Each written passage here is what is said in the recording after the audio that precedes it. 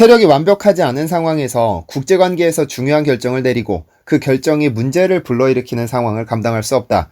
국민들의 기대에 부응할 수 없는 상황이 아닌 현재 총리 자리에 더 이상 있어서는 안 된다. 7년 8개월, 일본 역사상 가장 오랜 기간 재임한 최장수 총리 아베 신조가 지난 8월 28일 총리에서 사임을 결정하며 남긴 말입니다. 그의 최측근을 포함한 그 누구도 예상치 못한 아베의 사퇴는 큰 충격이었습니다. 그런데 사퇴를 발표하는 자리에서 의미심장한 말을 남겼는데요.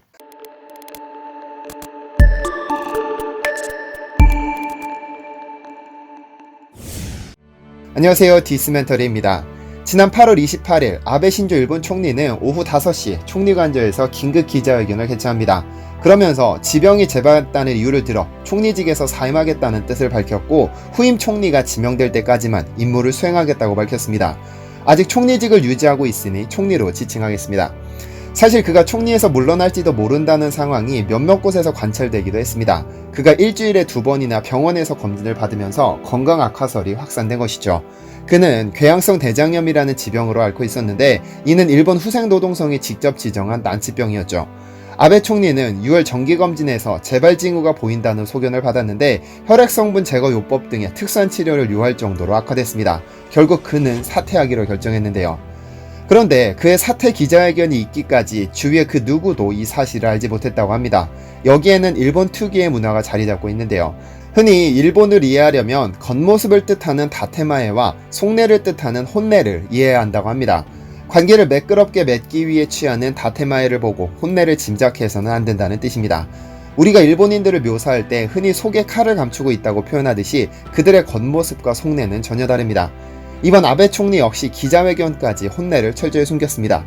가장 강력한 차기 총리 후보이자 아베 최측근으로 불리는 스가 요시히데 관방장관 역시 그 사실을 전혀 알지 못했다고 하죠. 오히려 전날까지 블룸버그 등 서방 언론과의 인터뷰에서 별다른 특이사항 없이 무사히 임기를 마칠 것으로 본다고 강조해 오히려 머쓱하게 만들었습니다.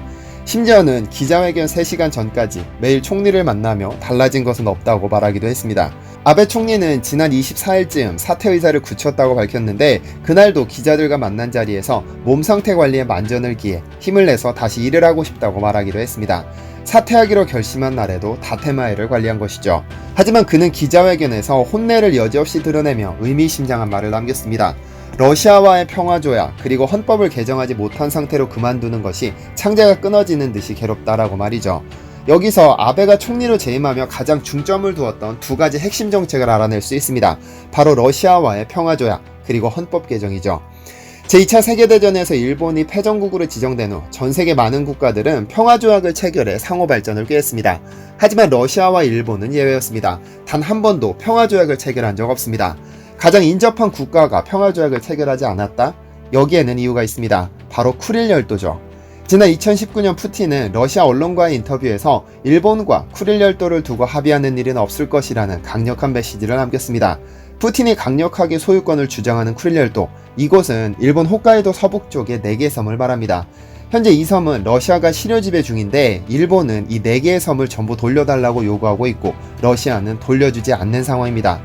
현재까지도 양측의 주장은 첨예하게 대립 중인데 쿠릴 열도 사건의 전문은 이렇습니다. 1855년 일본은 러시아 제국과 화친조약, 즉 시모다 조약을 체결했습니다. 이 조약에 따라 러시아와 일본의 경계 지점이 설정됐는데 특이한 점이 있었습니다.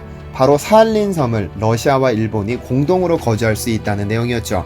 그런데 강력한 군사력을 가졌던 러시아 제국이 언젠가는 일본을 침략할지도 모른다는 두려움이 생기기 시작했고 결국 20년 후 상트페테르부르크 조약을 체결해 일본은 사할린에서 손을 떼고 러시아는 쿠릴 열도를 일본의 소유로 인정해줬죠. 일본은 이 상트페테르부르크 조약을 근거로 쿠릴 열도가 일본 영토라고 주장하는 것입니다. 하지만 러시아의 주장은 다릅니다. 제2차 세계대전에서 일본이 패전국으로 지정된 후 승전국과 패전국 간에는 배상 문제를 규정하는 샌프란시스코 조약을 체결했습니다. 이 조약 제2장에 따르면 일본은 쿠릴 열도에 대한 일체의 권리와 소유권을 포기한다라고 되어 있는데 이미 섬에 대한 권리를 포기한 이상 그 소유권을 주장할 수 없다는 겁니다. 하지만 일본의 주장이 어이없는 이유는 독도의 영유권을 주장하기 위해 이 조약을 거론하면서 쿠릴 열도에는 적용하지 않는 이중성에 있습니다.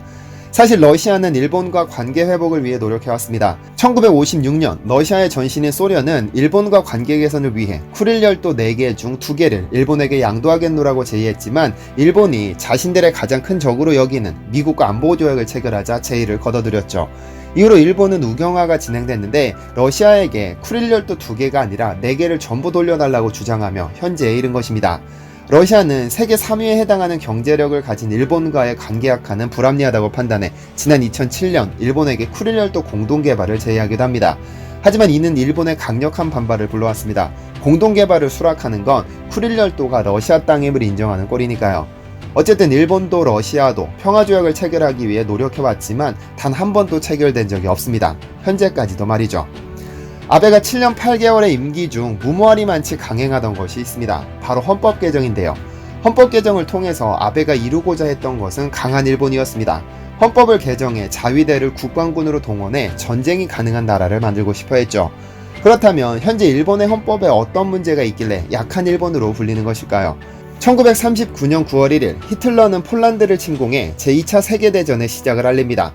스탈린이 장악한 소련과 독소 불가침 협정을 체결해 두었고 소련과 국경을 맞닿은 폴란드를 잔인하리만치 유린했죠. 사실 이 폴란드 침공을 제2차 세계대전의 시작이라 보는 시선도 있지만 1931년 9월 일본이 중국을 침략한 사건, 즉 만주사변을 제2차 세계대전의 시작으로 보기도 합니다. 그 세계대전은 1945년에 일본의 패망으로 막을 내렸는데요. 1945년 8월 15일 일본 천황 히로히토는 전 세계에 무조건적인 항복을 선언합니다. 사실 일본의 이런 패망은 이미 예견된 것인지도 모릅니다. 1800년대부터 일본은 특이한 논리를 내세워 많은 아시아의 나라를 침략했습니다. 동양의 황인종은 서양 백인들의 침략을 저지해야 하는데 이는 가장 먼저 근대화에 성공한 일본을 따르면 된다. 일본이 선두에 설 테니 다른 황인종은 일본과 연대하자는 논리였죠. 그 논리를 바탕으로 청일전쟁, 러일전쟁을 일으켰고 모두 승리했습니다. 그런데 일본의 무모함이 조금씩 선을 넘기 시작합니다. 바로 하와이 진주만을 침공해 잠자던 호랑이를 깨운 것이죠. 2차 대전에서 무기를 판매하면서 단 한 방의 총알도 낭비하지 않던 미국은 1941년 12월 일본의 진주만 공습을 시작으로 2차 세계대전에 참전합니다. 그러다 4년 뒤 1945년 8월 6일 미국은 히로시마에 하나, 8월 9일 나가사키에 하나씩 각 2방의 핵폭탄을 투하했고 일본은 모든 죄를 뒤집어 쓰고는 항복을 선언했습니다. 원래 그해 7월에 열린 포츠담 회담을 통해서 미국, 영국, 소련은 일본을 분할해서 점령할 계획을 세웠으나 일본의 패망으로 흐지부지 됐고 결국 일본의 식민지는 연합국들에게 귀속되는 것으로 결정합니다. 이에 한반도의 남쪽은 미국이, 북쪽은 소련이 통치하게 된 것이죠. 일본 역시 연합국 최고사령부가 7년간 통치하게 됩니다. 당시 연합국 최고사령관은 더글라스 메가더 장군이었는데요. 전쟁에 패하면 잃는 것이 많습니다. 일본의 경우는 당시 일본의 헌법, 즉 제국 헌법의 효력을 정지당했고 1년 뒤 개정된 헌법을 받아들입니다. 바로 메가더 장군이 초안을 작성해 제시한 헌법입니다. 이 헌법은 평화헌법으로 불리는데 아베가 그토록 개정하고 싶어하던 헌법입니다. 이 헌법의 제9조에 따르면 국제분쟁을 해결하는 수단으로서의 전쟁 및 무력의 행사는 영구히 포기하며 육해공군 및 그 외의 어떤 전력도 보유하지 않고 교전권 역시 인정하지 않는다고 명시되어 있습니다.